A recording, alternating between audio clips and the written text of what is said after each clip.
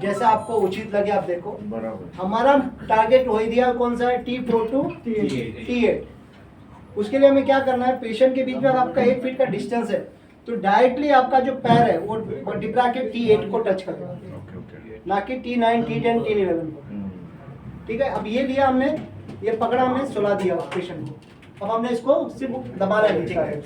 मैं क्या कर रहा हूँ, ये हाथ से इधर से इसको दबा रहा हूँ, ये दबा के सेट कर रहा हूँ बस, बाकी कुछ नहीं। ये दबा के ये सेट कर रहा हूँ, कुछ नहीं।